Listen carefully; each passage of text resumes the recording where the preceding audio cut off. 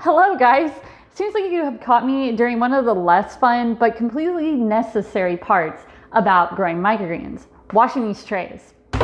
So in this video, we're going to teach you guys a few different methods on how to both clean and sanitize your trays as both a home grower and a commercial grower. We're sharing these tips in the hopes that it will help you improve your process and have a much easier time at doing this. And if you stick around to the end of this video, we're going to share with you guys our favorite method for washing a ton of trays. So stay tuned.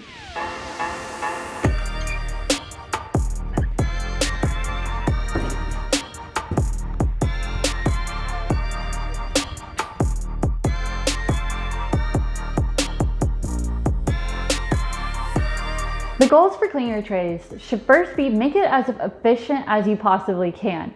You don't want something that's going to take up your entire day, especially with trays because there can be quite a few of them. Next would be choosing what works best for you.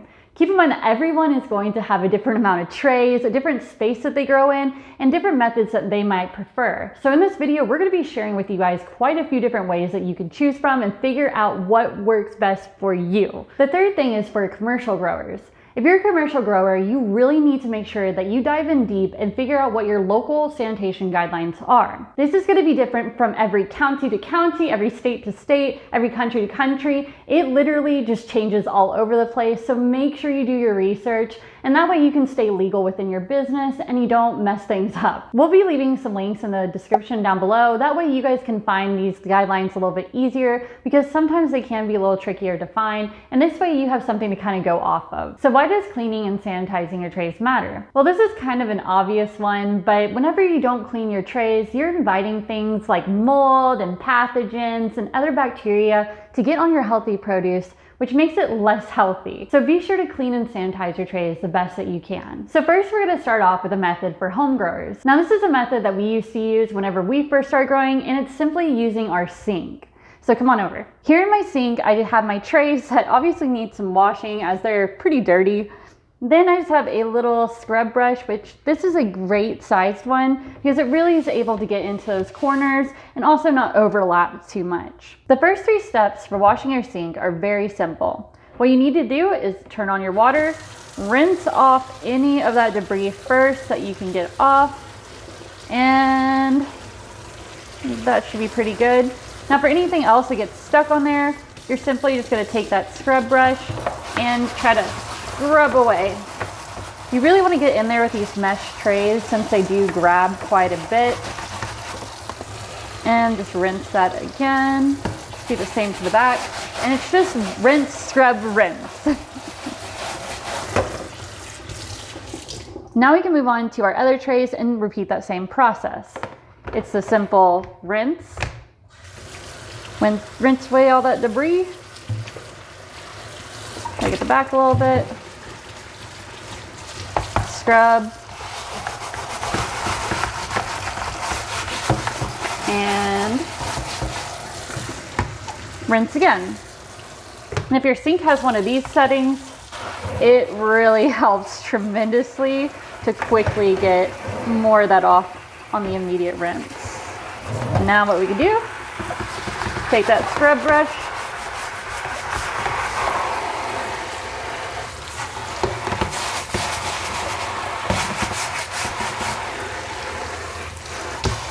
bam. So let's talk about how to improve this process. What you're really wanting to do is take as many of these trays as possible, rinse them all off at the same time, set aside, do your next one, and try to get as many of them as you can rinsed off before you move to the next step. The reason why you want to do this is so that way you can make this more efficient and you're not constantly stopping in between each one. Instead, you're in flow with a constant movement and getting these clean quicker. Also, by doing it this way, you keep yourself from getting that debris all over your clean trays and getting it all mixed up and re-dirtied. Now that I have rinsed all the trays, I'm gonna go back and find my scrub brush first because I lost it and scrub all the trays.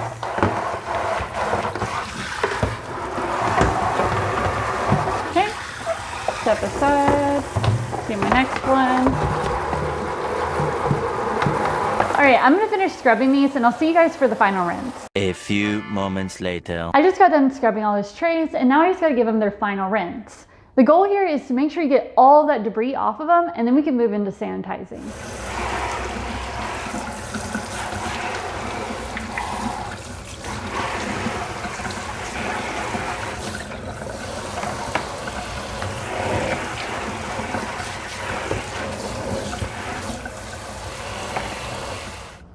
Now that we have finished the rinse, scrub, rinse technique, and these no longer have any debris on them, it's time to sanitize them. One of the first and easiest ways to sanitize, especially if you're a home grower, is a dishwasher. Most dishwashers will have a setting where when you just turn it on, set your cycle, and then you click sanitize. What this will do is it will expose your trays to very high temperatures, which kills any pathogens or bacteria. Now, while this is the easiest, you could potentially damage your trays because it is using such high heat and these are plastic trays. You risk warping them, so just be careful whenever you're using this method. Another sterilizing technique for both home growers and commercial growers is the spray technique. What this consists of is taking something that kills bacteria, such as vinegar, bleach, or hydrogen peroxide, putting it in a spray bottle either by itself or diluted, and just simply spraying your trays to sanitize them. Now, if you're choosing something to sanitize your trays, such as bleach, which is basically like nuking your trays, you don't want to go over 200 parts per million because at that point it does become toxic. We're going to be leaving some links in the description below on guidelines on how to use these different sanitizers. So this has all been great for people that have a small amount of trays, but what if you have a ton of trays?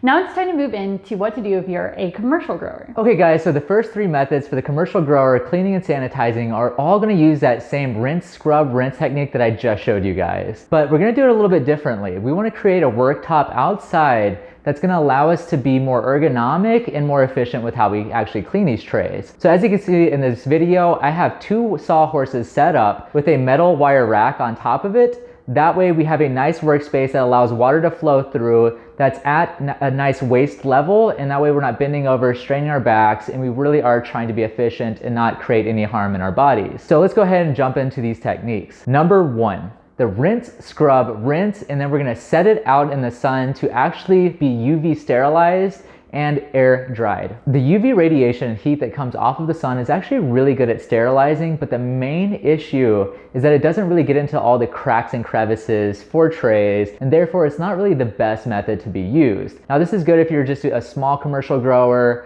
and you're just getting started, but if you were to get, say, approached by the health department for an audit or anything like that, I don't think that you would pass a health inspection because it's not, I don't think, an approved way of actually sterilizing your trays. This is something that a lot of small growers do, and while I do think it is a good method, I just don't know how much I can actually recommend it because I don't want you guys to get in trouble for using this method. We like to use it as home growers though, I will say that much. Okay, and the second method for a commercial grower is the rinse, scrub, rinse, then do the spray technique like I just showed you guys and allow it to air dry. So again, this is very similar to what we just showed you guys for the inside method, but we're just gonna be doing this a lot more efficiently outside and trying to move a little bit faster, a bit more ergonomically, where we can make a bit more of a mess. Hence why we're doing this outside in a place where we can get things wet and get a little bit crazier with it. So again, this is going to be spray sterilizing, and that's using all kinds of different methods such as bleach or hydrogen peroxide.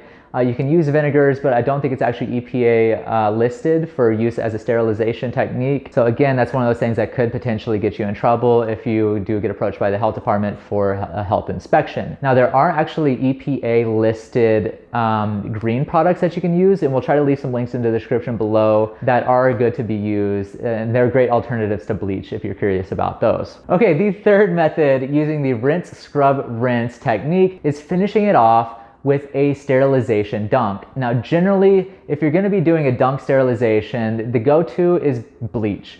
Now there are, again, like I said, other EPA listed sterilization agents out there, and again, we're gonna be leaving those in the description below. I'm not sure the exact ppm or how much you need to add for those, so you will have to do your own research to figure that out, but it is cool to know that there are alternatives to bleach. Now number three is probably the fastest out of the first three. The spray does really work, but if you've got a lot of trays, and you're constantly sitting there spraying a sanitizer, that's gonna be really bad on your wrist over time. Whereas this dunk method, you simply put like 3 or 4 trays in there at a time, let it sit for about 2 minutes, pull it out, swap it, and get some new trays in there, and you just kind of keep doing that. So it does move a lot faster, it's not so hard on the wrist, and it is a quicker process, but it's still not that fast. On to technique number 4. Now this is something that we have done in the past, and it does work really quite well, and you can do it in as many stages as you want. Dunk it in a clean reservoir and scrub it off in that reservoir to get any tough to get debris off of the trays, and then you finish it off with the sterilization dunk. Again, this does move a little bit quicker than the rinse, scrub, rinse, because you're not having to rinse it so much. You only got 1 rinse, or potentially you just do a first dunk to get the major debris, a second dunk to get the more sticky debris, and then the final sterilization dunk at the very end. So there's different ways that you can kind of play around with this method, basically just dunking and moving these pretty quickly throughout different reservoirs. And as you guys can see in that video, we used bleach, and we started this off with basically a single stage dunk to clean and scrub the trays in, and then we move that over into the sterilization reservoir. Now, over time, as you wash more and more of these trays, if you don't do a rinse first or have a first dunk station, you will notice that the water does get really dirty really fast, especially if you're doing quite a few trays.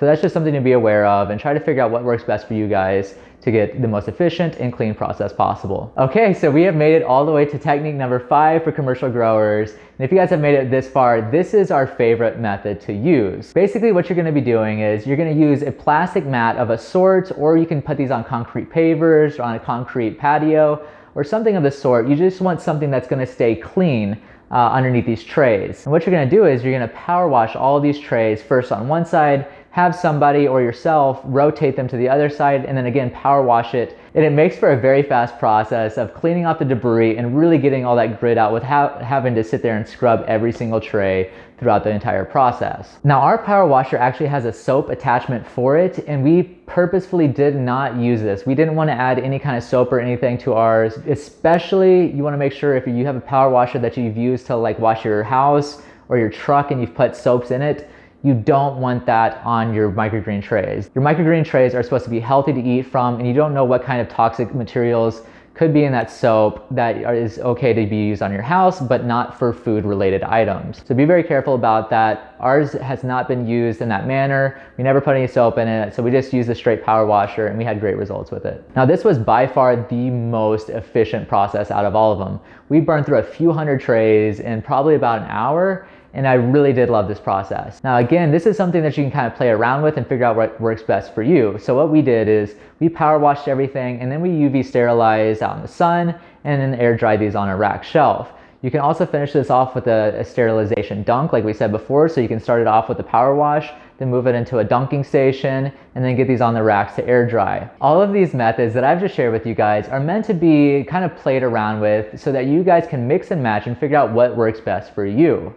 Now, you also really have to be sure as a commercial grower that you guys are following the guidelines for your local area. Like I said in the beginning of this video, depending on your local area, your regulations for sanitation and growing practices and cleanliness can be very different from the county over from you, or the state over, or the country next to yours. So be sure that you really reach out to your local health department. You can search online. There's tons of government agencies that really try to make this as clear as possible. Just really do your due diligence, because you are playing with other people's health, and you want to be as clean and sterile as possible when doing this. One of the last big tips I have for you guys is make sure you have fun. Whenever you're scrubbing all these trays and going through the sanitation process, it can take a lot of time and be quite tedious. So the best thing you can do is turn on some awesome music, get out there into the sun if you're doing it outdoors, and just have a good time. Maybe do a little bit of dancing or have one of your friends over. Well, you guys, that is it for this video. We really hope that we were able to help you guys out in some form or fashion. I know that this can be one of the least appealing things when it comes to growing microgreens, but hopefully you guys found some value in this video. If you guys have any questions or comments, or maybe even a method that you love to use, please leave it in the description below. We would absolutely love to read those and help you out in any way. So if you like this video, please give it a thumbs up. If you dislike it, give it a thumbs down. If you have any questions or comments, which I've already said, you can say that in the description below. And also we have an Instagram and Facebook, which are both at On The Grow Farms, and we have a website that is www.onthegrow.net. Keep on believing, and I hope that you have a happy sanitizing your tray time.